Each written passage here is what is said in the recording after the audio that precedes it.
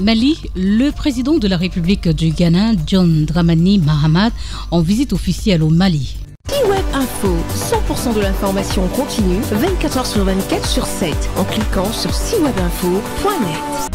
Il est précisément 11h15 le 8 mars 2025 lorsque le Falcon présidentiel arborant les armoiries de la République du Ghana, transportant le chef de l'État ghanéen, son Excellence John Dramani Mahama, en visite d'amitié et de travail au Mali, se pose sur le tarmac du pavillon présidentiel de l'aéroport international Modibo Keïta de Sénou. Le chef de l'État ghanéen est chaleureusement accueilli au bas de l'échelle, découpé par son homologue malien, son Excellence le général Assimi Goïta, dans une atmosphère empreinte de solennité et de fraternité africaine. Les deux personnalités ont ensuite procédé au salut des drapeaux sous les hymnes nationaux des deux pays exécutés par la fanfare du génie militaire.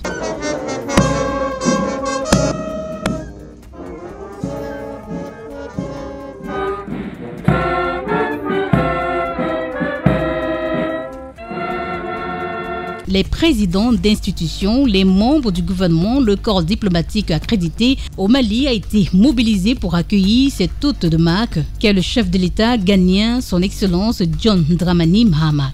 Dans la foulée, les deux chefs d'État se dirigeront dans le salon présidentiel où ils ont eu un premier entretien de près d'une quinzaine de minutes pour planter le décor de cette visite d'amitié et de travail en terre malienne. Cette visite fait suite à celle que le président de la République du Ghana a effectuée en Côte d'Ivoire il y a quelques jours, au cours de laquelle son homologue ivoirien, son Excellence Alassane Dramane Ouattara, lui a demandé de faire revenir les pays membres de la Confédération AES, le Mali, le Burkina Faso et le Niger, dans la communauté économique des États de l'Afrique de l'Ouest. Au palais de Koulouba à Bamako, le président ghanéen, son Excellence John Dramani Mahama, est accueilli par son homologue malien, son Excellence le général Assimi Goïta. Un premier tête-à-tête suivi d'une séance de travail élargie aux délégations respectives, ce qui a permis d'examiner minutieusement les questions d'intérêt sous-régional et bilatéral. Le président ghanéen a exprimé sa gratitude au président Goïta pour l'accueil chaleureux et pour la coopération renforcée entre les deux pays.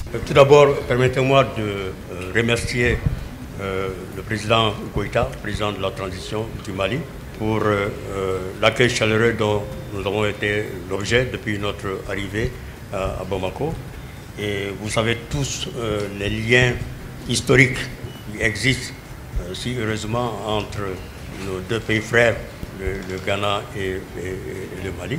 Et je voudrais aussi saisir cette occasion, toujours pour remercier le président Goïta, le président de la transition du Mali, pour avoir en son temps délégué M. le Premier ministre du Mali, chef du gouvernement, en tant qu'envoyé spécial auprès de nous-mêmes au Ghana, en vue d'échanger justement ces très bonnes relations qui existent entre les deux pays. Et ceci a été positivement ressenti par les populations ghanéennes, par le peuple ghanéen. Au-delà de ces remerciements, ça a été pour nous, le président Goïta et moi-même, une opportunité donc de revisiter ces liens commerciaux qui existent déjà depuis de très longues dates entre les deux pays. Vous savez également qu'il existe le corridor sud, c'est-à-dire pour le transport donc des marchandises et des biens entre le Mali et le Ghana. Nous avons échangé sur cela également afin de voir dans quelle mesure nous pouvons faciliter le transit de marchandises et de biens entre nos deux pays à travers ce corridor-là. Également, nous avons évidemment discuté de nos relations de deux pays en termes de coopération en matière de défense et de sécurité. Vous savez très bien que le terrorisme n'existe pas seulement qu'au Mali. Le terrorisme existe au Mali et aussi dans les autres pays de l'Alliance du Sahel, de la Confédération, et qui même au-delà dans d'autres pays du Sud, notamment le Ghana et d'autres. Alors donc nous avons échangé afin de voir ensemble dans quelle mesure nous pouvons donc mutualiser nos efforts afin de lutter efficacement contre les groupes terroristes, contre le terrorisme. Pour terminer, nous avons aussi parlé de la grande commission mixte de coopération qui existe entre le Ghana et le Mali.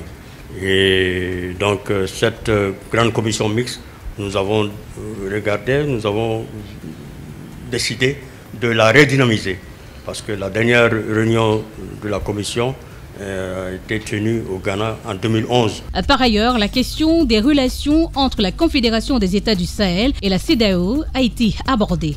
Nous avons compris qu'il y a eu donc une sorte de manque de confiance entre les leaders donc, de différents regroupements donc, de la CEDEAO et de l'Alliance de la Confédération de l'Alliance des États du Sahel.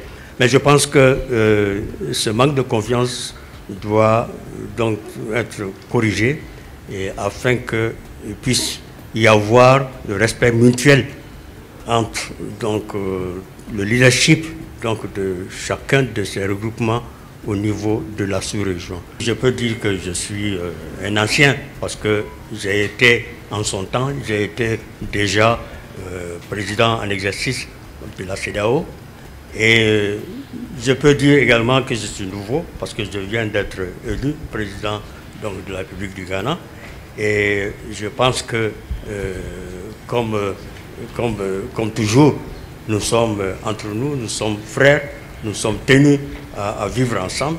Et donc, Ghana, à travers ma personne, nous avons pris l'engagement de poursuivre donc, cet appui donc, à la Confédération et aussi de travailler à faire en sorte à ce qu'il existe donc, ce lien, ces relations entre la Confédération des États de l'AES et la CEDEAO donc, dans notre espace ouest-africain. Les deux chefs d'État ont également évoqué la réactivation de la grande commission mixte de coopération entre le Mali et le Ghana, dont la dernière session remonte à 2011. Ils ont convenu de prendre des mesures pour relancer cette instance afin de renforcer le partenariat dans divers domaines. Cette visite a ainsi permis de consolider les liens entre le Mali et le Ghana et d'ouvrir des perspectives prometteuses pour une coopération accrue entre les deux nations. Retrouvez toute l'actualité afro-mondiale en ligne et en multidiffusion sur CIWeb Info et plateformes digitales Facebook, YouTube, Instagram et en simultané sur Radio Voltage 2.